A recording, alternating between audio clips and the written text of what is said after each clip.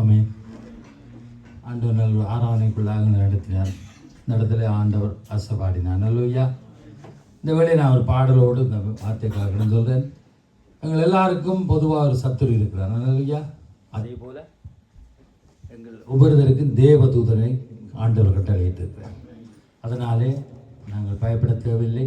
நாங்கள் பாடினது போல எத்தனை மனுஷர்கள் பார்த்தேனே, ஒருவரும் உண்மை போல இல்லை. அந்த இயேசு கிறிஸ்துவை போல யாருமே இல்லை. ஆனால் எங்களை மாறும்படியாக எங்களை அழைத்த தேவன். இந்த பாடலோடு நான் ஜெபித்திருக்கிறோம். ஆனால் நான் பாடலோடு இந்த வாதிக்காக கடந்துட்டோம்.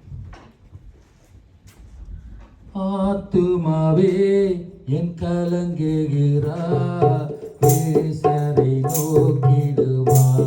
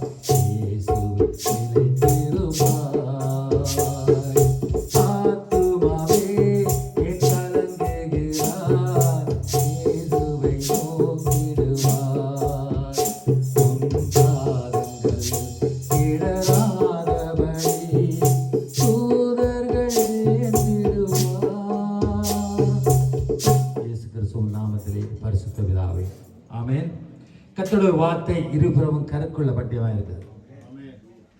நான் இந்த வார்த்தை கடினமாக எங்கள் எல்லாருக்குமே 2 ஆண்டு சொல்லி கட்டளை வருங்க. இதை நீ செய்தால் உனக்கு வருகிற எல்லாவற்றிலிருந்து நான் கூட பண்ணுற நிபந்தனை தான் இருபுறம் கருக்குள்ள பட்டியம். இந்த சௌரம் ஜெபித்தபடி அந்த வார்த்தையை எனக்கண்டு எடுக்கும் பொழுது எங்களுக்கு ஆசீர்வாதம். ஆகவே இந்த வேளையில் நாங்கள் ஒரு வசனத்தை ஏசாயா 54:17 வாசிங்க. உனக்கு விரோதமாய் உருவாக்கப்படும் எந்த ஆயுதமும் வாய்க்காதே போம். உனக்கு விரோதமாய் நியாயத்தில் எழும்பும் எந்த நாவையும் நீ குற்றப்படுத்துவாய். இது கர்த்தருடைய ஊழியக்காரரின் சுதந்திரமும் என்னால் உண்டான அவர்களுடைய நீதியுமாய் இருக்கிறது என்று கர்த்தர் சொல்லுகிறார். அல்லேலூயா. ஆமென் சொல்லுவோம். கர்த்தருடைய பிள்ளை நாங்கள். அல்லேலூயா. அதனால் உனக்கு விரோத ஆவியான எழுதியிருக்க நாங்கள் அதை எங்களுக்கு என்று நாங்கள் பார்ப்போம்னு சொன்னால் நமக்கு விரோதமாய் உருவாக்கப்படும் எந்த ஆயுதமும் நாவும் வாய்க்காதே போகும். ஏனென்று சொன்னால் இந்த வேளையிலும் எங்களுக்கென்று ஒரு தூதரை கட்டளையிட்டு இருக்கிறார். அல்லேலூயா. அப்போ கர்த்தருடைய பிள்ளைகளுக்கு அங்கே ஜெயந்தான். ஆண்டவரே சொல்லிப்பட்டார், அது வாய்க்காதே போகும், வரும் ஆனாலே வாய்க்காதே போகும் என்று சொல்லியிருக்கிறார். நமக்கு, அதாவது எனக்கு எங்களுக்கு விரோதமாக உருவாக்கப்படும் எந்த ஆயுதமும் வாய்க்காத போகும். இந்த நாவே எங்களுக்கு ஒரு ஆயுதம் தான். அல்லேலூயா. அது சொல்லப்படுது, எனக்கு உருவாக்கப்படும் நாவே ஆயுதம். மற்ற உன்னை இப்படி சொல்லப்படுது, உனக்கு விரோதமாக நியாயத்தில் எழும்ப இந்த நாவை நீ குற்றப்படுத்துவாய். ஆகவே ஆயுதம் நாவே பொருளாத ஒரு ஆயுதம் தான். இந்த நாவினால தான் நாங்கள் துதிக்கிறோம், தேவனை நாங்கள் தோத்தரிக்கிறோம், ஜெபிக்கிறோம், மனுஷரையும் சபிக்கிறோம். அல்லேலூயா. பாவம் செய்கிறோம், கெட்ட வார்த்தைகளை பேசுகிறோம். ஆனாலும் அந்த விரோதமான எந்த காரியமும் வாய்க்காது. அப்போ நமக்கு விரோதமாக நியாயத்தை எழும்பும் எந்த நாவையும் நீ குற்றப்படுத்த வேண்டிய, ஏன்னா கர்த்தர் கூட இருக்கிறார். அதுங்க எங்களை ஒவ்வொரு நாங்கள் பாடுறது போல தூதர்கள் எங்களுக்கு வைக்கப்பட்டிருக்கிறது. அவர்கள் எந்த இடரல் அடையாதபடிக்கு எங்களை தாங்கிறது, தூக்கி கொண்டு போராட்டல தாங்கிறது. நாங்கள் விழுந்து எங்களுக்கு விரோதமாக வருகிற போராட்டங்கள், நெருக்கங்கள், மனுஷனாலே சத்துருவால் வருகிற காரியங்கள் எல்லாவற்றையும் நாங்கள் இடரப்பட்டு விழுந்து போகாதபடி தூதர்கள் நடத்தி சொல்றதான் நாங்கள் சொல்லப்படுகிறது. அங்கே கர்த்தருக்குள்ள நாம் வாழும்போது பல காரியங்கள் நமக்கு எதிராக விரோதமாக நடக்கும். ஓமே இல்லையோ? ஏன்னா சங்கீதக்காரன் சொல்ற 23, சத்துருக்கு முன்பாக எங்களுக்கு ஒரு பந்தி ஆயத்தப்படுத்தி எங்களை எண்ணெயினாலே அபிஷேகம் பண்ணுகிறார் கர்த்தர். அப்படிப்பட்ட ஆண்டு. அப்போ எங்களுக்கு கர்த்தருக்குள்ள நாங்கள் வாழும் பொழுது அங்கே எதிராக விரோதமாக நடக்கும். ஏன்னா பிசாசு அவன் கட்சிக்கிற சிங்கம் போல இருக்கிறான். அப்போ அது உலக பிரகாரமான காரியமாக இருக்கலாம், ஆவிக்குரிய காரியமாக இருக்கலாம். அது வாய்க்காதே போம் என்று ஆண்டவர் சொல்லுகிறார். அது வாய்க்காது. உங்களை தொடுகிறவன் கண்மணியை தொடுகிறவன், எத்தனையோ வார்த்தைகள் இருக்குது. ஆகவே உனக்கு விரோதமாக என்ன வந்தாலும், ஆயுதமோ இல்லை இந்த குற்றப்படுத்துகிறவோ நாவுகள் எழுப்பினாலும் வாய்க்காதே போன்றது. அது வேலையாக இருக்கலாம், ஊழியமாக இருக்கலாம், குடும்ப வாழ்வாக இருக்கலாம், பொது காரியமாக இருக்கலாம். அங்கே நமக்கு விரோதமாய் கூட்டம் கூடுவார்கள். அங்கே நமக்கு எதுவாக இருந்தாலும், வெறும் வேலை செய்கிற இடமா இருக்கலாம், இல்லை ஊழியமாக இருக்கலாம், அல்லது குடும்ப உறவுகளுக்கு இரத்த உறவுகள் எல்லாம் எங்களுக்கு எதிராக வரும். ஆண்டவர் பொதுவாக தான் சொல்லியிருக்கிறார் ஆவியானவர். அங்கே நமக்கு விரோதமாய் கூட்டம் கூடுவார்கள், சதி செய்வார்கள், குற்றப்படுத்துவார்கள்.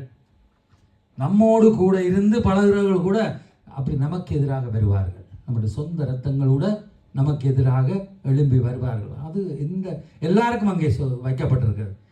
நாம் பயப்பட தேவையில்லை, கர்த்தர் நம்மோட கூட இருக்கிறார். இப்போ ஒரு வசனத்தை வாசிக்க போகிறோம். வேதம் சொல்கிறபடி மத்தேயு 7ஆம் அதிகாரம் 1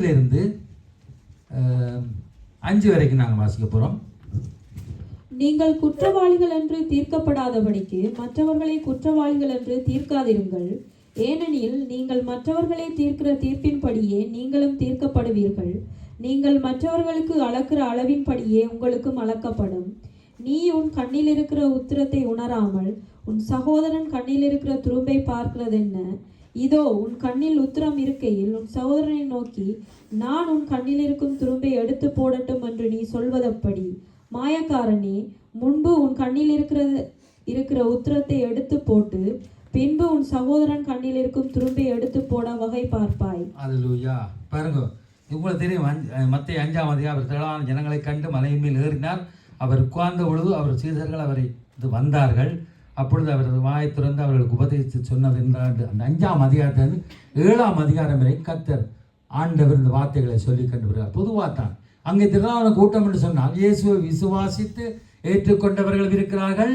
இயேசுவோட அற்புதத்தை கண்டு பெற்றுக்கொண்டு மறுதளித்து போகிற ஜனங்கள் இருக்கு. அந்த ஜனங்களுக்கு தான் அங்கே சொல்லுகிறார், நீ குற்றவாளி என்று தீர்க்கிறபடி, குற்றவாளிகள் என்று தீர்க்கப்படாதபடிக்கு மற்றவர்களை குற்றவாளி என்று தீர்க்காதிருங்கள். அதான் இருபுறம் கரைக்குள்ள பட்டியம். அங்கே சொல்லப்படுகிறது, உன்னிடத்தில் இருக்கிற உதிரத்தை உணராமல் மற்ற சகோதரத்தில் இருக்கிற துரும்பை பார்க்கிறேன் என்று சொல்லப்படுகிறது. தேவாதானே அந்த நிலம் அவர் சொல்லுவார், மற்ற இடத்துல ஒரு சின்ன ஒரு துரும்பு தான் இருக்கும் அங்கே, ஆனால் உன்னிடத்தில் உதிரை மட்டும் பெரிய மரக்கட்டை எழுதுவார். அப்படி தான் அவர் சொல்லுவார். அப்போ உன்னிடத்துல மரக்கட்டை எடுக்க முடியாத அது அப்படி இருக்கிறது, ஆனால் மற்ற இடம் ஊதினாலே அந்த துரும்பு போயிடும். ஆகவே மற்ற இடத்துல இருக்கிற துரும்பை பார்க்கறது என்ன? நாம் மற்றவர்களை திருத்த வழிக்கூடாது. இன்று உலகத்திலும் சரி கிறிஸ்தவர்களுக்குள்ளே சரி அதுதான் நடக்கும். பொதுவாக தான் பேசுகிறேன். என்ன ஆண்டவர் சொன்ன வசனம் தான் சொல்கிறார். ஆகவே கர்த்தர் சொல்றார், அது எதுவுமே வாய்க்காமலே போகும். இப்படி மனுஷர்கள் எழும்பி எங்களுக்குள்ள வந்தாலும் எங்களை குற்றப்படுத்தினாலும் எங்களுக்கு இருக்கிற சின்ன துரும்ப எடுக்கிறதில் தான் திருந்தாமல் எங்களை திருத்த வழிகிட்டாலும் அது எங்களை அணுகாதான். இப்போ ஒரு முக்கியமான வசனம் வாய்க்க போகிறோம். வாசிங்க கொலோசியர் 2:14-15.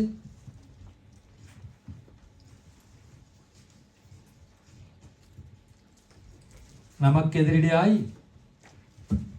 போட்டு நமக்கு எதிரடையாகவும் கட்டளைகளால் நமக்கு விரோதமாகவும் இருந்த கையெழுத்தை குலைத்து அதை நடுவில் இராதபடிக்கு எடுத்து சிலுவையின் மேல் ஆணி அடித்து, அடுத்த வசனம், துரைத்தனங்களையும் அதிகாரங்களையும் உரிந்து கொண்டு வெளியரங்கமான கோலமாக்கி அவைகளின் மேல் சிலுவையிலே வெற்றி சிறந்தார். அல்லேலூயா.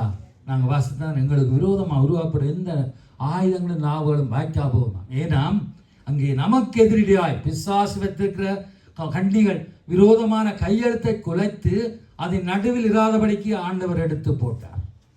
அங்கே எல்லா துரத்தினங்களையும் அதிகாரங்களையும் உரிந்து கொண்டு சிலுவையிலே வெற்றி சிறந்தார். அதான் நம்ம வாய்க்காதை கொண்டு, ஏன்னா ஆண்டவரை வெற்றி சிறந்தபடியால் அவரை விசுவாச நாமங்களும் அவரோடு ஏங்கொண்டவர்களாக எழுந்திருப்போம். அல்லேலூயா.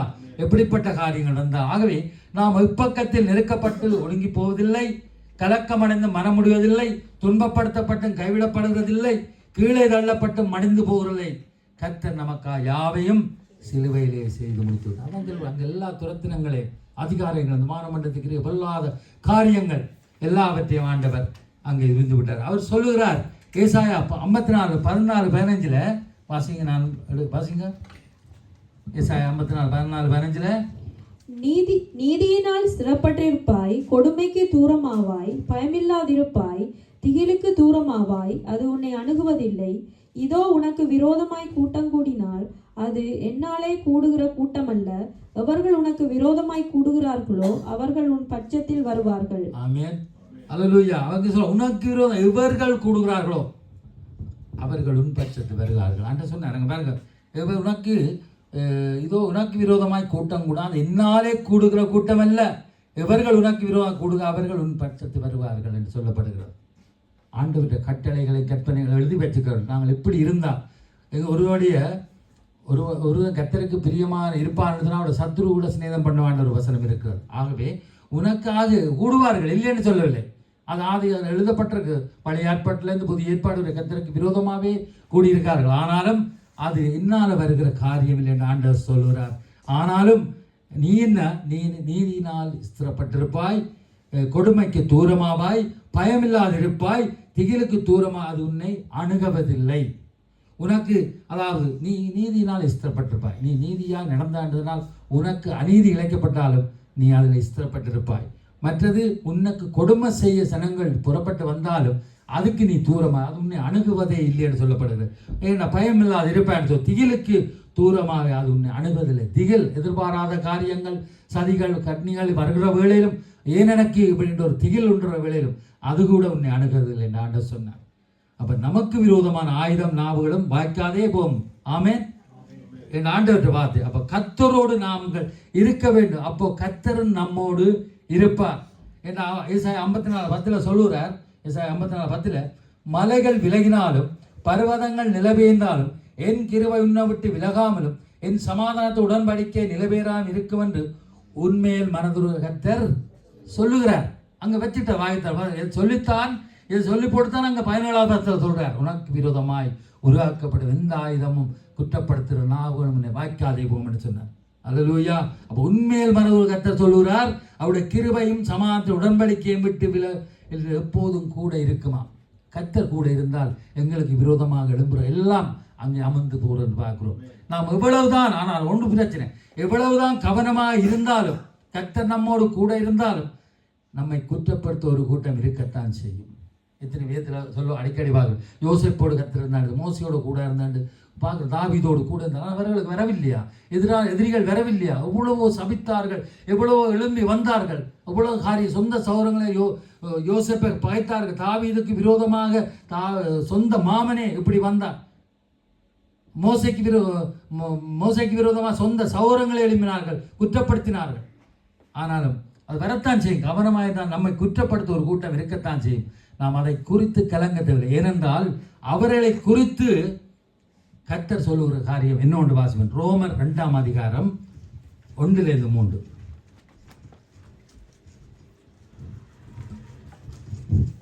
ஆகையால் மற்றவர்களை குற்றவாளிகளாக தீர்க்கிறவனே, நீ யாராயிருந்தாலும் சரி, போக்கு சொல்ல உனக்கு இடமில்லை. நீ குற்றமாக தீர்க்கிறவைகள் எவைகளோ அவைகளே நீ செய்கிறபடியால் நீ மற்றவர்களை குறித்து சொல்லுகிற தீர்ப்பினாலே உன்னைத்தானே குற்றவாளியாக தீர்க்கிறாய். இப்படிப்பட்டவைகளை செய்கிறவர்களுக்கு தேவனுடைய நியாய தீர்ப்பு சத்தியத்தின் படியே இருக்கிறதென்று அறிந்திருக்கிறோம். அல்லது தேவதயவு 4வது வாசிங்க.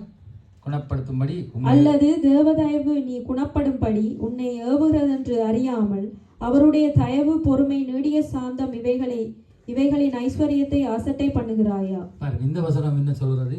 மற்றவர்களை குற்றவாளியா தீர்க்கிறவனே, நீ யாரானும் சரி போக்கு செல்ல இடமில்லை. வேதத்தில் சங்கீதத்தில் இருதயத்தின் நினைவுகள் இருதயத்துக்கே தெரியும். என்னுடைய இருதயத்தில் இருக்கிற கசப்பு, கோபங்கள், வைராக்கியங்கள், இப்படியான கரியான எண்ணங்கள் இருக்குமா என்றால் அது எங்களுக்கே தெரியும். இப்போ மற்றவாளிகளை குற்றவாளியை தீர்க்கிறவனே, நீ யாரான் போக்கு செல்ல இடமில்லை என்றால் எல்லாம் கர்த்தருக்குமெல்லாம் நிர்வாணமாக இருக்கு எங்களை நினைவுகள், சிந்தனைகள். நீ தேவனுடைய நியாய தீர்ப்புக்கு தப்பிக்கொள்ளலாம் என்று நினைக்கிறாயோ, நீ குற்றமாய் தீர்க்கிற எவைகளோ அவைகளை நீயே செய்கிறபடியால் நீ மற்றவர்களை குறித்து சொல்லுகிற தீர்ப்பினாலே உன்னைத்தானே குற்றவாளியாய் தீர்க்கிறாய். அல்லது அது உனக்கே திரும்பும். காரணம் இல்லாமல் கிட்ட சாபங்கள் திரும்பும். முகாந்திரம் இல்லாமல் பகைக்கிற மற்ற ஜனங்களுடைய காரணம் பொதுவாக தான் உலக மக்களுக்கும் எங்களுக்கும் ஆவியானவர் எழுதி வச்சிருக்கிறார். ஆண்டவர் சொன்னார், பழி வாங்குதல் எனக்குரியது, நானே பகை செய்வேன் என்று சொல்லி. முகாந்திரம் இல்லாமல் யாரையும் பயக்கக்கூடாது, கூடுமான மட்டில் யாவரோடும் சமானம் இருங்க என்று கர்த்தர் சொல்லுகிறார் ரோமரில். கர்த்தர் இருந்து கொள்ளப்பட்டு அழைத்த பிள்ளைகளுக்கு எதிராக பொல்லாப்பு வர கர்த்தர் அனுமதிக்க மாட்டார். போன வாரம் கேட்டேன், உண்மையுள்ள மனுஷன் பரிபூர்ணாசவங்களா. அப்போ நாங்கள் உண்மையாக நடந்தாலும் அது பொல்லாப்பு வரத்தான் பார்க்கும். ஆனால் ஆண்டவர் அனுமதிக்க விட மாட்டார். அது கொஞ்சம் காலம்தான். எசேக்கியா ராஜா அங்கே வியாதிப்பட்டு மரணத்தை கண்டிருக்கிற வேளையிலும் அப்போ ஏசாயா வந்து சொல்லுறான், நீ மரித்து போவீரென்று. அவன் ஜெபம் என்ன? ஆண்டவரே, நான் உண்மையும் உத்தமமாய் உமக்கு முன்பாக நடந்தேனே என்று இறங்கி ஆண்டவர் அந்த கண்ணீரை ஜெபத்தை கேட்டு அவனை வருடங்களை கூட்டி கொடுத்தான்னு பார்க்குறோம். அப்போ உண்மையாய் நாங்கள் இருப்போமானால் ஆண்டவர் சொன்னபடி அவர் சொன்னார், அவர் சமாதான கர்த்தர் பிள்ளைகளுக்கு பொல்லாப்பெற அவர் அனுமதிக்கவே மாட்டார். அதை பார்க்கிறார் ஆண்டவர். அவை சங்கீதம் 93 வாசித்து பார்ப்போம்னா அங்கே கர்த்தருடைய ஆவியார் நமக்காக எழுதி வைப்பதை நாங்கள் பார்ப்போம். எங்களுக்கு விரோதமாக எழும்புகிற ஆயுதங்கள், நாபங்கள் வாய்க்காமலே போமென்றபடிக்கு அந்த சங்கீதக்காரன் சொல்கிற காரியங்களை பார்ப்போம். நாங்கள் வாசிப்போம். 91 சங்கீதத்தை எடுப்போம், அதிலிருந்து தியானிப்போம். 1வது வசனம் நான் வாசிக்கிறேன். உன்னதமானவரின் மரபில் இருக்கிறவன் சர்வ வல்ல நிழலில் தங்குகிறான். உன்னதமானவர் கர்த்தர், அவருடைய மரபில் இருக்கிறவர் சர்வ வல்லவர் தங்குவான். அப்ப நமக்கு வருகிற தீங்குகள், பொல்லாப்புகளிலிருந்து அவர் விடுவிக்கும்படியாக தமது செட்டையின் மரபில் எங்களை மறைத்துக் கொள்ளுகிறார். அல்லேலூயா. எவ்வளவுதான் தீங்குகள் எங்களுக்கு எதிராக எழும்பி இலையாய் வந்தாலும் ஆண்டவர் நம்முடைய செட்டைக்குள்ளே கோழி தன் குஞ்சுகளை அந்த பிள்ளைகள் வாழ்ந்த காக்கிறது போல மூடி வைத்திருக்கான்னு பார்ப்போம். 3வது 4வது வாசிங்க. அவர் உன்னை வேடனுடைய கண்ணிக்கும் பாழாக்கும் கொள்ளை நோய்க்கும் தப்புவிப்பார். அவர் தமது சிறகுகளாலே உன்னை மூடுவார். அவர் செட்டைகளின் கீழே அடக்கலம் புகுவாய். அவருடைய சத்தியம் உனக்கு பரிசையும் கேடமாகும். அல்லேலூயா. பாருங்க, வேடனுடைய கண்ணிக்கும் பாழாக்கும் கொள்ளை நோக்கி நம்ம தப்பிக்கும் மூடுவாராம். வேடனுடைய கண்ணி, வேடனுடைய கண்ணிடத்தில் ஒரு வேடன் என்ன செய்வான்? மிருகங்களை வரைகளை வேட்டையாடி அவன் வேட்டையாடுகிற வழக்கம். அதனால் அவன் என்ன வைப்பான்? பொறி வைப்பாங்க, அல்லது இது மாதிரி எல்லாம் வச்சு கண்ணி அதை பிடிக்கும்படியாக கண்ணி வைப்பான். அதே போல தான் நமக்கு இடையே நம்முடைய காரியங்கள், எங்களோட வாழ்க்கைக்கு எங்களுக்கு எதிராக மனுஷனுடைய கண்ணிகள் பல சொல்லப்படுகிறது. மற்றது கொள்ளை நோக்கி நம்மை தப்பிக்க, கொள்ளை நோயும் ஒரு ஆயுதம் தான், அதுக்கு உயிர்கொல்லியாக இருக்கிறது. ஆண்டவர் எழுதி வச்சு அதுக்கு வேண்டாம். வேடனுடைய கண்ணியை பாழாக்க, வேடனுடைய கண்ணி அங்கே பதிவிருந்து வைத்து மிருகங்களை பிடிக்கிற போல எங்களுக்காகவும் எதிராக பிசாசான கண்ணிகளை வைத்திருக்கிறார். எப்படி நாங்கள் ஒரு உயர்வான ஒரு பதவியில் இருப்போம், அல்ல உயர்வான ஊழியத்தில் இருப்போம், அல்ல ஒரு உயர்வான கல்வி எதாண்டு இருந்தாலும் எங்களை விழுத்தும்படி சதி செய்யும்படி அங்கே மனுஷோட கண்ணிகள் இருக்கும். ஆனால் ஆண்டவர் சொன்னார், அங்கே கொள்ள நோக்கி நம்ம தப்பிடு சிறகால மூடுகிறாராம். அந்த கண்ணிகளை சேதப்படுத்தாது. 5 வாசிங்க. இரவில் உண்டாகும் பயங்கரத்துக்கும் பகலில் பறக்கும் அம்புக்கும் இருளில் நடமாடும் கொள்ளை நோய்க்கும் மத்தியானத்தில் பாழாக்கும் சங்காரத்துக்கும் பயப்படாதாய். சொல்லப்பட்டபடி இரவில் உண்டாகும் பயங்கரம். இரவின் இருட்டுனால் அது பிசாசுட காரியம் அல்ல. இருட்டு ஆண்டவர் வெளிச்சமாக இருக்கா, பிசாசுட காரியம் இரவிலே தான் நடக்குது. அப்போ இரவில் எங்களுக்கு எதிராக இருக்கிற பயங்கரம், இரவில் உண்டாகும் பயங்கரமும் பகலில் பறக்கும் அம்புக்கும் இருளில் நடமாடும் கொள்ளை நோய்க்கும் மத்தியாத்து பாழாக்கும் சங்காரத்துக்கும் பயப்படாது. அப்போ இங்கே சொல்லப்பட்டபடி இரவிலே வருகிற பயங்கரம் எங்களுக்கு எதிராக, நான் சொன்னபடி வேடான கண்ணிகள் பதிவிருந்து எங்களை தாக்கும்படியாக ஆவிக்குரிய ரீதியாக பார்ப்போம். அது மாம்சத்தின்படியாக உலக நாங்கள் இந்த பொருள் நல்ல யுத்த காலத்திலேருந்தே நாங்கள் வந்த பிழைச்ச தமிழர்களா நாங்கள்.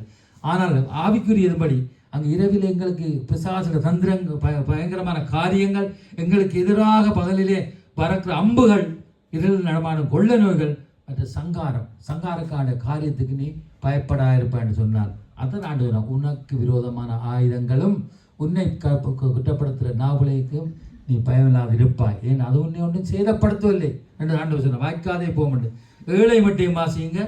உன் பக்கத்தில் 1000 பேரும் உன் வலது புறத்தில் 10,000 பேரும் விழுந்தாலும் அது உன்னை அணுகாது. உன் கண்களால் மாத்திரம் நீ அதை பார்த்து துன்மார்க்கருக்கு வரும் பலனை காண்பாய். அல்லேலூயா. 7 மட்டும். உன் பக்கத்தில் 1000 பேரும் பக்கத்து வலது புறத்தில் 16 விழுந்தாலும் உன்னை அணுகாது. உன் கண்களால் மாத்திரம் நீ அதை பார்த்து துன்மார்க்க வரும் பலனை காண்பாய். உங்களுக்கு தெரியும், விழுந்தாலும் என்று சொல்லுகிற காரியம் வேதத்தில் பார்க்கலாம். எதிரிகள் நமக்கு எதிராக வந்து யுத்தம் செய்கிற காரியம் உங்களுக்கு தெரியும். விழுந்தாலும் என்று அங்கே சவுல் ராஜா அமலேக்கியரை அங்கே தப்ப விட்ட மிருக ஜீவங்களை அமலேக்கியரை தப்ப விட்டபடியால் கடைசியாக சவுல் ராஜா யுத்தத்தில் குற்றுயிராக இருந்த பொழுது அவர் உயிர் போகிற வேளையில் அப்படியே பார்த்து ஒரு வாலிபன் நிலத்தில் போகிற பொழுது தான் குற்றுயிராக இருக்கிறேன்னு ஜீவன் போகும்படி என்மேல் விழுந்தால் பாஞ்சு வெட்டுறது இல்லை இடியால் குத்துறது, அதுதான் விழுகிறான்னு சொல்கிறது. விழுந்து அங்கே அவருடைய ஜீவன் போனது. அந்த செய்தியை கொண்டு வருகிறான். அங்கே வரும்பொழுது சவுல் ராஜா இறந்து போனார் என்று தாவீதுக்கு செய்தி வருது. ஏன்னா சவுல் எவ்வளவோ துன்பங்கள் கொடுமைகள் செய்தும் சவுல் மேலே தாவீது ராஜா நேசமாயிருந்தார். அப்போ கொண்டு வருகிற அந்த ஒரு வாலிபம் கொண்டு வந்து சொல்லுறான், அங்கே சவுல் ராஜா யுத்தத்தில் இறந்து போனான் சொல்லுவேன். அப்போ நீ யார் என்று சொன்னால் நான் அமலேக்கியன். அவர் குற்றீராக இருந்த பொழுது என்னத்தான் சொன்னார். அந்த சம்பவம் தெரிந்தால் உங்களுக்கு சரியாக தான் சொல்கிறேன்.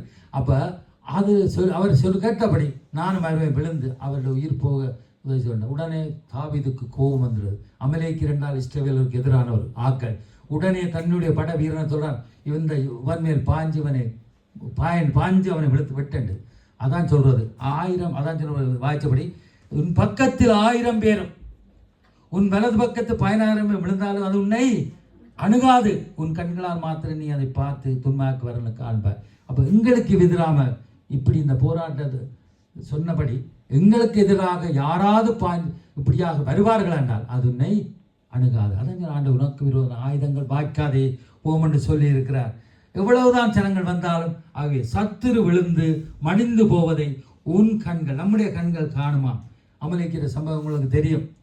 அந்த அமலேக்கிற காரியங்கள் அவங்க இஸ்ரவேலருக்கு விரோதமாக அங்கே பாளையம் இறங்கி வந்த பொழுது கர்த்தர் ஒரு யுத்தத்தின் இரைச்சல்களை உண்டு பண்ணி ரதங்கள் குதிரை வேறு வார மாதிரி ஒரு இரைச்சல்களை அங்கு அதிகாலை உண்டு பண்ணின போது அவர்கள் பார்த்தார்கள், இஸ்ரவேலர் எங்களுக்கு எதிராக வருகிறார்கள். அந்த கண் மயக்கத்தில் ஒரு தெரியுது அமலேக்கிற வெட்டி மடிந்து போனார். அதான் அங்கே சொல்லப்படுது, சத்துரு மடிந்து விழுவதை உன் கண்கள் காணும் என்று சொல்லி. அமலேக்கிற இறந்து போன இந்த 3 கிறிஸ்தவர்கள் போய் சொல்லுகிறார்கள். அதாவது அந்த யுத்த காலத்தில் போய் அவர்கள் இப்படியா விட்டு மடிந்து போனார்கள். அது வேண்டாம்.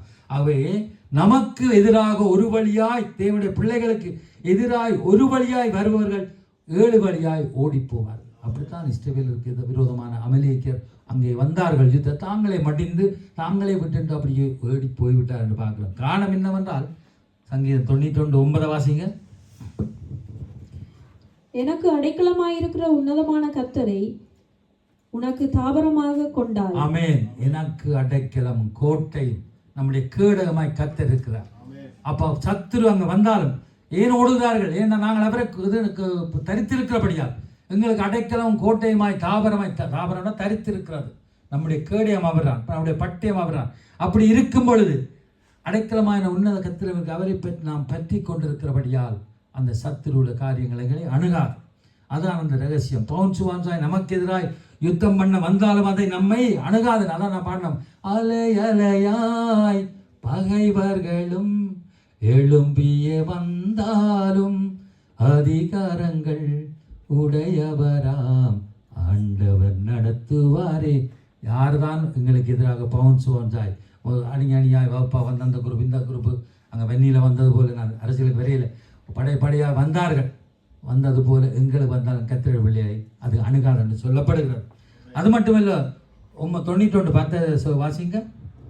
ஆகையால் பொல்லாப்பு உனக்கு நேரிடாது, வாதை உன் கூடாரத்தை அணுகாது. ஆகவே ஆண்டவரை நீ தாபரமாய் அடைக்கலமாய் தரித்து கொண்டு இருக்கிறபடியா உனக்கு பொல்லாப்பு, நமக்கு எதிராக பொல்லாப்பு நேரிட முடியாது. நம்முடைய வீட்டை அங்கே சுற்றி வாதை மேற்கொள்ள முடியாது. வாதை மேற்கொள்ள என்றால் அவருடைய ரத்தம் என்று சொன்ன ரத்தம் அங்கே பாதுகாக்கிறேன். ரத்தம் நான் பின்னுக்கு தான் ஒரு சம்பவத்தை சொல்லி முடிக்க போகிறேன். இப்போ மேலோட்டா அப்போ மனுஷனுடைய பொல்லாத காரியம், காரணமில்லாவிட்ட சாபம் நம்மை மேற்கொள்ள முடியாது. எல்லாம் இந்த 92 வாக்குத்தத்த சங்கீதம் என்று சொல்லப்படுகிறது. 92 வாக்குத்தத்த அங்கே சொல்லப்படுகிறது. ஆகவே சில பேருக்கு மற்றவருக்கு எதிராக பொல்லாப்பு செய்தால் ஒழிய அவனுக்கு தூக்கமே வராது. ஆமென். அது மட்டுமல்ல, சாபம் போடுவார்கள், சபிப்பார்கள், நாசமாய் போகட்டும் என்று சொல்கிறார்கள். உங்கள் ஊரில் பார்த்துருப்பீங்கள், சண்டை பிடிக்கும் போது பெண்கள்லாம் கூட மண்ணெண்ணி திட்டுவார்கள். நாசமாக போய், குறுக்கால போய், நெடுக்கால போய், அங்கே போய் இங்கே போட்டு திட்டுவார்கள். பொம்பளையெல்லாம் கூட திட்டுவார்கள். அல்லேலூயா. அது அங்கே சொன்னபடி இது காரணம் இல்லாவிட்ட சாபம் அங்கே நம்மை மேற்கொள்ள முடியாது. அல்லேலூயா. அது கர்த்தருடைய பிள்ளைகளுக்கு விரோதமான ஜெபங்களாக இருந்தாலும், இந்த நியூ காலம் ஜெபங்களாக இருந்தாலும் அது எங்களை வேறு மாட்டி இப்படித்தான் ஜெபித்தாலும் அது அணுகாது. ஆண்டவர் சொல்லிவிட்டார், இயேசுவின் ரத்தம். அது மட்டும் நான் முதல் சொன்னேன், நமக்கு எல்லாருக்கும் ஒரு தூதன் வைத்திருக்கப்பட்டிருக்கு, வைத்திருக்க வழியாக அவங்களுக்கு ஆகவே பொல்லாப்பு உனக்கு நேரிடாது, வாதையின் கூடாரத்தை அணுகாது. அடுத்த வசனம் வாசிங்க. 11:12. உன் வழிகளெல்லாம் உன்னை காக்கும்படி உனக்காக தம்முடைய தூதர்களுக்கு கட்டளையிடுவார். உன் பாதம் கல்லில் இடாதபடிக்கு அவர்கள் உன்னை தங்கள் கைகளில் ஏந்தி கொண்டு போவார்கள். நான் சரியா, உன் பாதம் கல்லில். ஓகே, இதுதான் முக்கியம். பாருங்க, நமக்கு பொல்லாப்பு நேரிட்டோ இல்லையோ, வந்ததோ வரையிலையோ, எங்களை காக்கும்படி நமது தூதர்களை கட்டளையிடுவார். நமக்கு எல்லாருக்கும் ஒரு தூதர் இருக்கிறார். அது எங்களுக்கு ஆவிக்குரிய கண்களில் நாம் பார்க்க முடியும், மாம்ச கண்கள். அப்போ நமக்கு எல்லாருக்கும் பாதுகாக்கும்படி தூதர்கள் நமக்குண்டு. ஆபத்துக்கள் பிரச்சனைகள் வரும்போது நமது கரங்களில் ஏந்தி கொண்டு போவார்களாம்.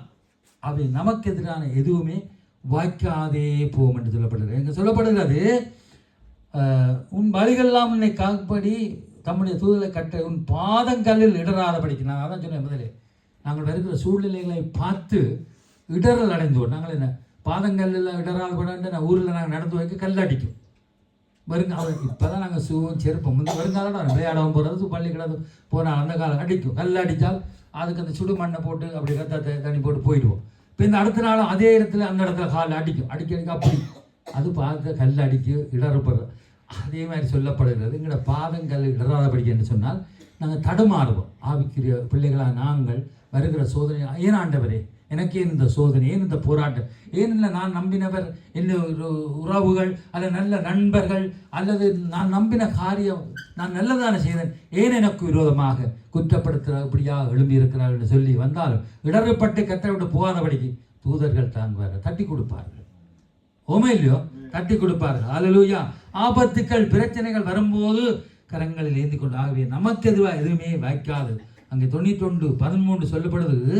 91:13 சொல்லப்படுது, சிங்கத்தின் மேலும் விரியம் பாம்பின் மேலும் நடந்து பால சிங்கத்தையும் வலிசப்பத்தையும் மிரித்து போடுவேன். அல்லேலூயா சொல்லுவோமா? பாதர் இந்த பாட்டு படிக்க வைக்க சிங்கத்தின் ஏமல்ல படிச்சார், நடந்தா பாரு அவர் சொல்ல பாதர் அப்படி நடப்பார். ஏனால் தூதர்கள் நம்மளை தட்டி கொடுத்து கொண்டு போகும் பொழுது அது சிங்கம், சிங்கத்தின் மேலும் மிரியம் பாம்பின் மேலும் நீ நடந்து பாலசிங்கத்தை வலிசப்பத்தை வைத்து போட. அங்கே சூவில் போய் சிங்கத்தை பார்த்தா கிட்டே போனான், கையை கொண்டு விட மூக்க அடிச்சு கொண்டு அந்த சிங்கத்தை சொல்லி ஆவிக்குரியபடி பார்க்க. சிங்கம் என்றால் அதாவது பால சிங்கம், கட்சிக்கிற சிங்கமாய பிசாசையும், வலுசப்பம் என்றால் அங்க விரியன் பாம்பாய கொடிய விஷமுள்ள வலுசப்பத்தையும், கொடிய விஷமுள்ள மனுஷர்கள். அதான் சொல்லப்படுது. அங்க சொல்லப்படுது பால சிங்கம், கட்சிக்கிற சிங்கமான பிசாசையும், எங்களுக்கு விரோதமாக அந்த பாம்பை போல விஷமுள்ள மனுஷர்களை நீ நிறுத்தி போடுவான்னு சொல்லப்படுது. அதுதான் அந்த அர்த்தம், ஆவிக்குரிய அர்த்தம். அதுக்காண்டி பாம்பை கண்டாலே நாங்கள் அங்கே ஏறி, ஒரு எலியை கண்டாலே ஏறி அங்கே கூரையில் மேலே ஏறி இருப்போம். பாம்பை கண்டா இருப்போமா? சிங்கத்தை கண்டாலே இருப்போமா? இல்லை. ஆண்டவர் சொல்லியிருக்க, இப்படிப்பட்ட மனுஷர்களை நீ மிதித்து போடுவாய். இப்படிப்பட்ட மனுஷர் மத்தியில் தான் நாங்கள் வாழுகிறோம் அந்த உலகத்தில். அல்லேலூயா, வாழுகிறோம். கடவுள் நமக்குள்ளே வாசம் பண்ணி நம்மை கொண்டு நல்ல காரியங்களை நடப்பிக்கிறார். ஆமோ இல்லையோ? அவர் பரிசுத்தாவியான பாவத்தையும் நீதியும் நியாயத்தையும் தீர்ப்பையும் உலகத்தையும் கண்டித்து உணர்த்துறவர். பரிசுத்தாவியான உங்களத்தை வரும்பொழுது நீங்கள் அவருக்கு பூமியெங்கும் சாட்சியா இருப்பேன்னு சொன்னார். அப்ப எங்களுக்குள்ள வருகிறார். ஊற்று தண்ணீரே தேவாவியானவரே என்று நாங்கள் பாடினோம். எவ்வளவு அபிஷேகமாக இருந்தது. வந்து நல்லதான் நடப்பார். அவர் அநியாயத்தை செய்வார். அதே போலதான் விழுந்து போன தூதனாகிய சாத்தானாகிய பிசாசு, அதாவது லூசிபர் வந்து மனுஷர் எங்களுக்குள்ள புகுந்து நமக்கு எதிராக செயல்படாது, அசத்தாவுக்கு இடம் கூடாது என்று சொல்லப்படுகிறது. உங்களுக்கு தெரியும், மீகாயல் தூதர் எங்களுக்காக யுத்தம் பண்ணுகிறவர். கர்த்தருடைய பிள்ளைக்கு எதிராக ஒவ்வொரு தூதர்களை கட்டளையிட்டு இருக்கிறார். காபிரியல் வந்து தூது கொண்டு வருகிறார், செய்தி கொண்டு வருகிற தூதர். அவர் நல்லதை செய்கிறார். மீகாயல் எங்களுக்காக யுத்தம் பண்ணுகிற தூதர். ஆனால் இந்த விழுந்து போன, நான் தேவனுக்கு மேலாக உன்னதத்தில் உட்கார்வேன் சொன்ன அந்த ஒளியின் தூதன் விழுந்து போன அந்த பிசாசு அங்கே மனுஷருக்குள்ளே புகுந்து நமக்கு எதிராக செயல்படுவார். முந்தைய ஒரு காலத்தில் ஆண்டவர் அறியாத எங்களுக்கு இருந்தால் நினைச்ச வாரியில் நடந்தது. இப்போ விசேஷமாக கர்த்தருடைய பிள்ளைகளைத்தான் தாக்க அவன் வெளிக்கிறார். அதுக்கு நாங்கள் இடம் கொடுக்க கூடாது. நம்முடைய சரீரம் கர்த்தருடைய ஆலயம் என்று சொல்லப்படுகிறது. ஆமோ இல்லையா? சொல்லப்படுகிறது. ஆவி, அசுத்த ஆவிக்கு இடம் கொடுக்க கூடாது. வரங்கள்ல உங்களுக்கு தெரியும், பகுத்தறிகிற வரங்கள், ஆவியை பகுத்தறிகிற வரங்கள். நான் இன்றைக்கு ஒரு காரியத்தில் மிஸ்டேக்காக இருக்கேன்னு நானே என்னுடைய இதயத்தை ஆராய்ந்து பார்க்கணும். எனக்கு என்ன வந்திருக்கிறது, நான் என்னத்துக்கு இடம் கொடுத்திருக்கிறேன், ஏன் இப்படி கோவப்படுகிறேன், ஏன் இப்படியான காரியத்தில் சஞ்சலப்பட, ஏன் எனக்கு சமாதானம் இல்லைன்றிலேக்கு. அதுதான் அங்கே இருக்கிறான். அவன் ஒளியின் தூதனாய் வந்து மனுஷன் மூலமாக தான் வருவான். சும்மா என்ன வந்து அந்த காத்து மேலே உள்ளது இல்லை. அல்லேலூயா. ஆகவே அந்த அசுத்தாவிக்கு நாங்கள் இடம் கொடுக்க கூடாது.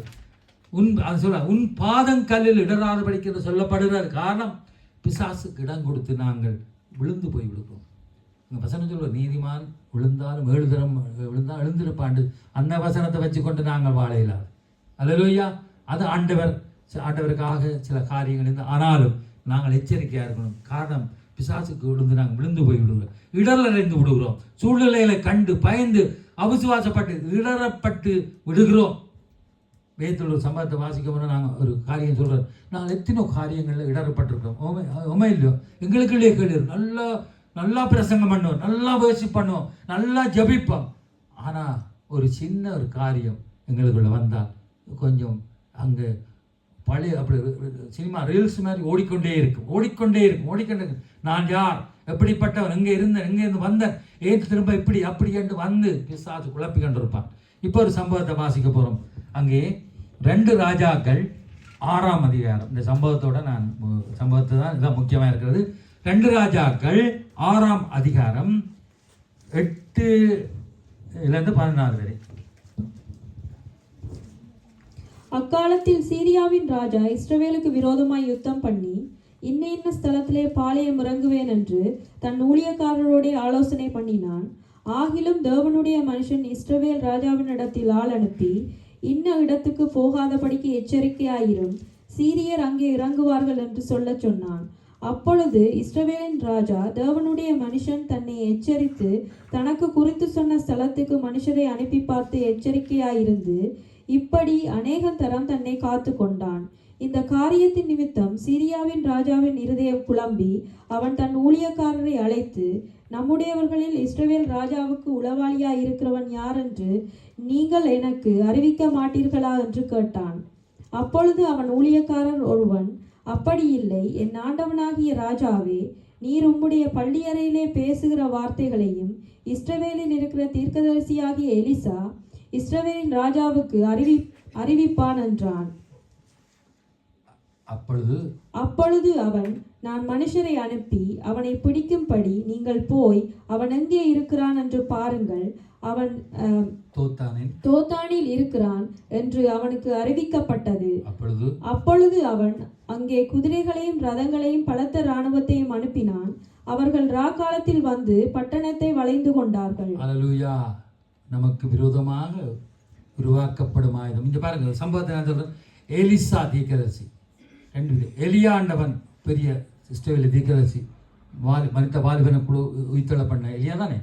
அவருடைய அபிஷேகத்தை வரும்படியாக இந்த எலிசா அவரோட கூட அந்த ஒரு சீசன் அடிக்க கேட்டுக்கொண்டு அதை நான் எடுத்துக்கொள்ளப்படும் போது பூமியை விட்டு போகும்பொழுது அதை பெற்றுக்கொள்வேன் சொன்னபடி உங்களுக்கு தெரியும். சுழல் காட்டில் எலியா எடுத்துக்கொள்ளப்பட்ட போது அவன் எசமானே தகப்பனே என்று கத்தி குதிரை வீரர் என்று சொல்லி புகழ்ந்து சொல்கிறான். தன்னை விட்டு போறார் என்று சொல்லி அங்கே போகும்பொழுது அவர் பரத்துக்கு எடுத்துக்கொள்ளப்படும் போது அவருடைய சால்வை துண்டு வந்து எலிசா மேலே விழும்பொழுது எலியாவில் இருந்த அபிஷேகத்திலும் ரெட்டிப்பான அபிஷேகம் எலிசா பெற்றான். அவன் தான் இந்த எலிசா. அவனுக்கு சீசன் கேயாசு. ஆகவே அந்த எலிசா ஞான திருஷ்டி உள்ளவன். எல்லாவற்றையும் இருந்தால் நாங்கள் வாசம் தானே இஷ்டவில் என்ன நடந்தாலும் ஆரம்பம் எங்களுக்கு வந்து சொல்ல தேவையில்லை. நாங்கள் என்ன மனுஷரை கேட்டுப்பட சொல்ல பரிசுத்தாவி எனக்கு சொன்னாருன்னா நாங்கள் போய் சொல்கிறோம் பலிபடத்தை. அப்படி இல்லை, அவன் கரெக்டாக சொல்ல. அதான் நீங்கள் சொல்லப்படுகிறது. சிரியா ராஜா இஸ்ரவேலுக்கு விரோதமாக யுத்தம் பண்ணும்படி தன்னுடைய ஊழியக்கான ஆலோசனை பண்ணான். சிரியா தான் இஸ்ரவேலுக்கு விரோதமான ஆலோசனை பண்ணான். தேவனுடைய ஊழியக்காரன் தேவனுடைய மனுஷன் எலிசா இஸ்ரேல் ராஜாவுக்கு ஆள் அனுப்பி எச்சரிக்கையாக இருக்கும்படி அறிவித்தான்.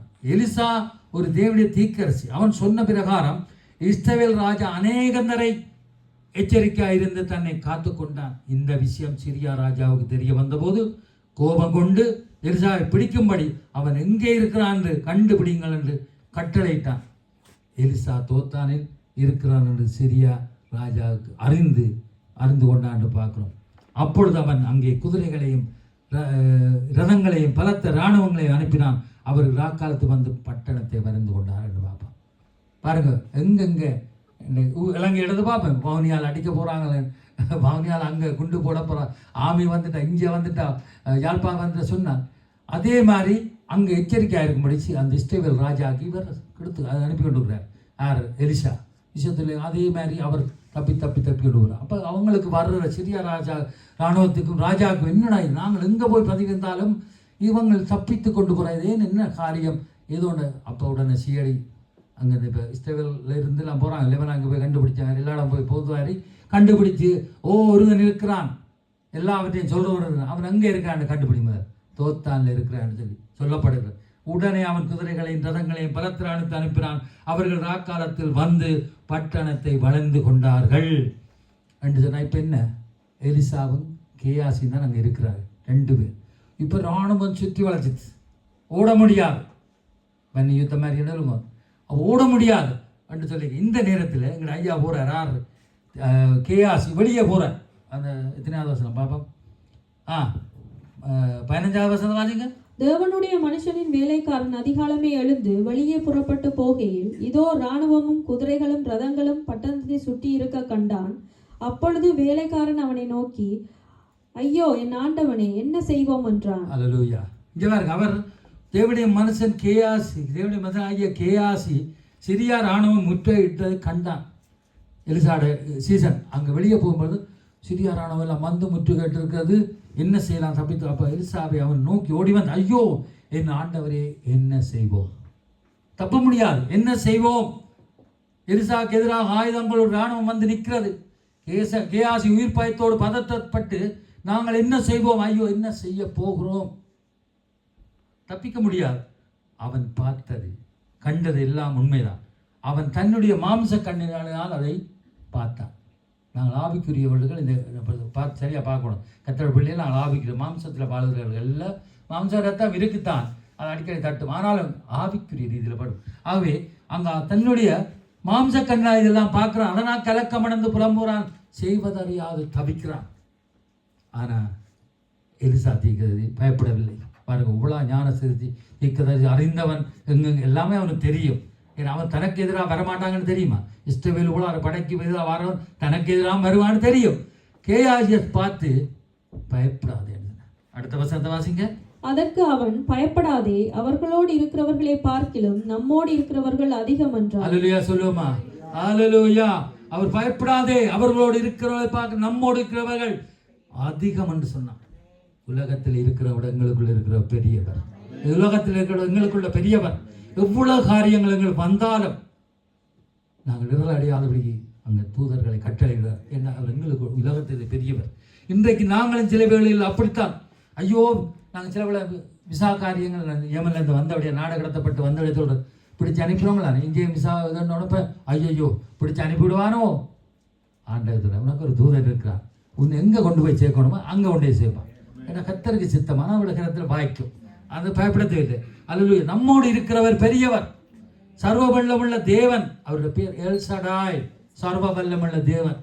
அப்படிப்பட்ட ஆண்டவர் நம்மோடு இருக்கிறார். அவன் சொல்றான், நீ பயப்படாதே, அவங்களோடு இருக்கிற நம்மளோடு இருக்கிற அதிகம் இருக்கிறதே 2 பேர், நம்மளோடு இருக்கிறான் என்று சொல்கிறார்.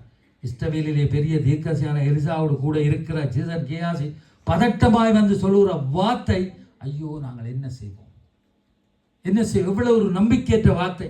ஆனால் எலியா தீர்க்க சொல்கிறான், அவர்களுக்கு பார்க்கலும் நம்மோடு அதிகம், நாங்களும் அப்படித்தான் சொல்ல, ஐயோ என்ன செய்ய போகிறோம் என்று சொல்லுவோம். அங்கே இருக்கிறது 2 பேர் தான் என்று சொல்லி எலிசா கேயாசி மட்டும்தான்.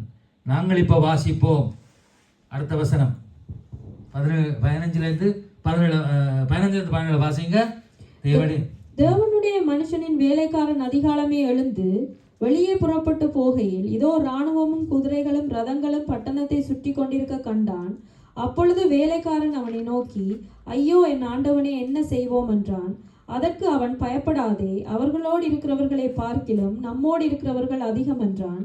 அப்பொழுது எலிசா விண்ணப்பம் பண்ணி, கர்த்தாவே, இவன் பார்க்கும்படி இவன் கண்களை திறந்தருளும் என்றான். உடனே கர்த்தர் அந்த வேலைக்காரன் கண்களை திறந்தார். இதோ எலிசாவை சுற்றிலும் அக்கினிமயமான குதிரைகளாலும் ரதங்களாலும் அந்த மலை நினைந்திருக்கிறதை அவன் கண்டான். அல்லேலூயா. என்ன செய்தான்? அவன் மாம்ச கண்ணால் பாய்ந்து பார்த்தான். இப்பொழுது அவன் ஜெபம் பண்ணுகிறான். எலிசா ஜெபம் பண்ணுகிறான். தனக்காக அல்ல, கேயாசியின் ஆவிக்குரிய கண்களை திறந்திருப்படி விண்ணப்பம் செய்தான். அங்கே கேயாசியின் கண்கள், ஆவிக்குரிய கண்கள் திறக்கப்படுகிறது. அவன் கண்ட இதோ எலிசா சுற்றிலும் அக்கினிமயமான குதிரைகளாலும் இரதங்களாலும் அந்த மலை நிறைந்தது இருக்கிறதை கேயாசி கண்டான். அல்லேலூயா. எங்களுக்கு தெரியாது, எங்களோட பிள்ளைகள், நாங்கள் வேலைக்கு போகும்பொழுது, வெளியே போகும்பொழுது, எங்களோட பிள்ளைகள் பாடசாலைக்கு போகும்போது, வெளி இடங்களுக்கு போகும்பொழுது, அங்கே அக்கினிமயமான தூதர்கள் அவர்களை பாதுகாத்து வருகிறார்கள். இந்த எலிசா பற்றி இது உண்மையான சம்பவங்கள். ஆகவே நமக்கு எதிரான ஆயுதங்களை நாங்களும் வாய்க்காதே போவோம். ஆமேன். நமக்கு எதிராய் ஒரு வழியாய் வருகிறவர்கள் 7 வழியாய் ஓடி போவார்கள். எலிசாவுக்கு எதிராக வந்தவர்களை பாருங்க, அவன் என்ன செய்யறான் கடைசியா தெரியுமா? எலிசா அங்கே வரட்டால் அவர்கள் அவனிடத்தில் வருகையில் எலிசா கர்த்தர் நோக்கி விண்ணப்பம் பண்ணி, இந்த ஜனங்களுக்கு கண்மயக்கம் உண்டாகும்படி செய்யும் என்றான். எலிசா வார்த்தைப்படியே அவர்களுக்கு கண்மயக்கம் உண்டாகும்படி செய்தார். அப்பொழுது எலிசா அவர்களை நோக்கி, இது வழியல்ல, இது பட்டணம் அல்ல, இது பிறகே வாருங்கள் என்புற என்று சொல்லி நீங்கள் தேடுகிற மனிதத்தில் நான் உங்களை வழிநடத்த என்று சொல்லி அவர்களை சமாரியாக அழைத்து கொண்டு அங்கே விட்டு விட்டார். பாருங்க, ஒரு வழியாக வந்து ஓடிப்போனார். இதுக்கும் ஜபந்தான். நாங்கள் அப்படிதான், எங்களுக்கு விரோதம் வரும்பொழுது நாங்கள் நாவு தான் எங்களுக்கு எதிராக வருகிறது, எங்களோட நாவாலையும் நாங்கள் எடுத்து அந்த வாழை எடுத்து நாங்கள் சண்டை பிடிக்கக்கூடாது. ஜபம், ஏன்னா தூதர்கள் நமக்கு இருக்கிறதுன்னு சொல்லப்படுது. 91:14-15 நாம் கர்த்தர் மேல் வாஞ்சா இருந்தால் அவர் நம்மை விடுவிப்பார். அவர் யார் எப்படிப்பட்டவர் என்று அவருடைய நாமத்தை நன்கு அறிந்திருப்போமானால் நம்மை உயர்ந்த அடைக்கத்திலே கர்த்தர் வைப்பார். நாம் அவரை நோக்கி கூப்பிடும் பொழுது நமக்கு மறு உத்தரவு கொடுப்பார். நாம் இருக்கிற ஆபத்தில் அவரே நம்மோடு கூட இருந்து நம்மை தப்புவித்து நம்மை கனப்படுத்துவார். அங்கே 91:16 படி நீடித்த நாட்களாய் திருப்தி செய்து அவருடைய ரட்சிப்பை காண்பிப்பார் என்று சொல்லப்படுகிறது. நீடிய ஆயுளை தந்து நமக்கு எதிராக வருகிற எல்லாவற்றையும் நம்மை ரட்சித்து மீட்டு பாதுகாப்பார். அல்லேலூயா. எங்களுக்கு விரோதமான ஆயுதங்கள் அவளும் வாய்க்காது. ஒரு சின்ன சாட்சின்னா நாங்கள் சொல்கிறோம், ஏமன் தேசத்தில் ஒரு 2 தான் கதைக்கலாம் தானே. ஏமன் தேசத்துக்கு தான் நடந்தது. என்னென்னா, அந்த கேயாசி கண்டது போல ஒரு சம்பவம்.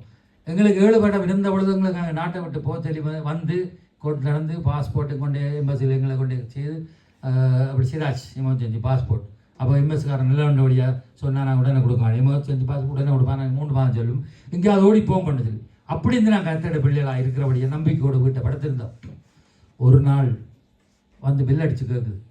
ஏன்னா நாங்கள் ஒரு கிழமை விசாதாரங்கள் 24 மணி விசாரம் தந்து 6 மாதம், இது 3 மாதம் ஒரு குணாக தெரியும்.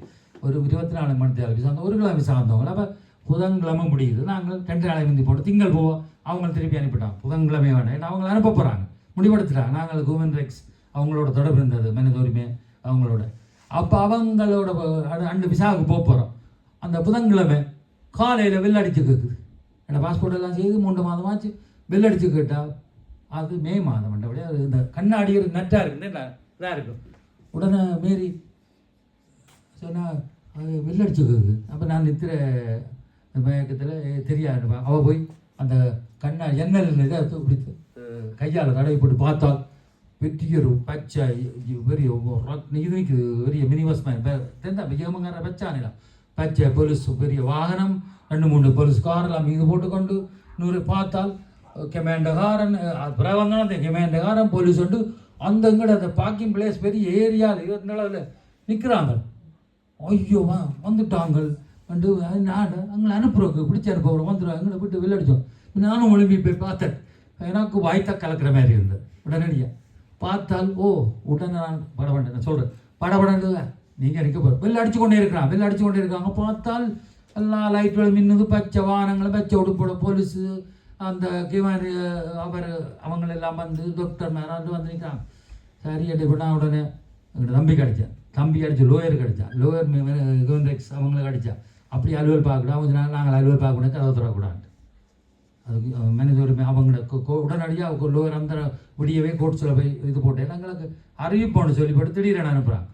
அப்போ உடனே அது எனக்கு கதை அதான் சொல்லி நான் கதை வைக்கல. இப்போ இந்த அவங்க கதை உடைச்சு அந்த ஓட்டைகளால் அப்படி லைட் அடிக்கிறாங்க. போலீஸ் என்று விழுது கதை ஓட்டைக்கா என்னமோ 2 பிள்ளைய சின்ன பிள்ளைய அப்போ பயப்படுவாங்கன்னாக்காண்டி அவங்க வந்து தட்டி போட்டு விளையாடிச்சு பார்த்தா இந்த கதை உடைச்சு கதை வந்து போட்டு துளைக்க வந்தேன்.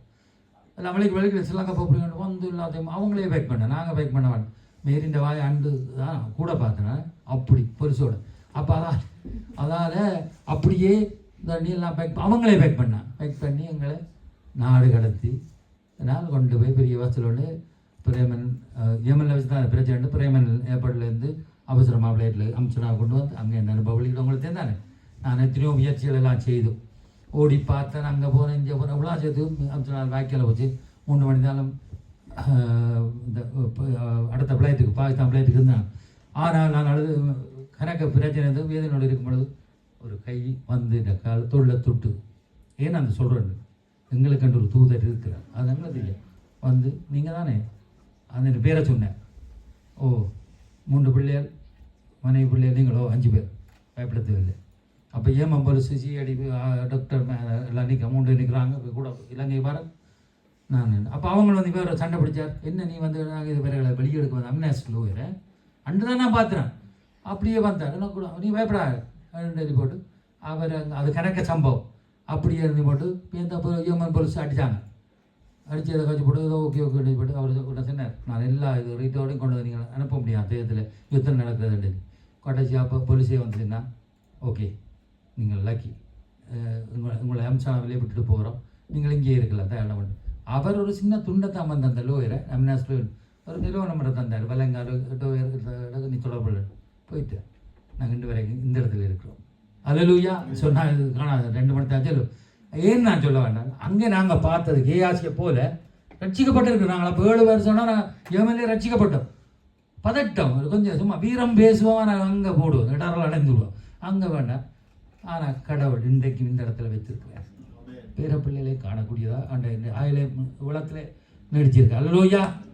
நமக்கு விரோதமாக உருவாக்கப்படும் ஆயுதங்களை நாவலும் மாற்றாது விழுந்திருப்போம்.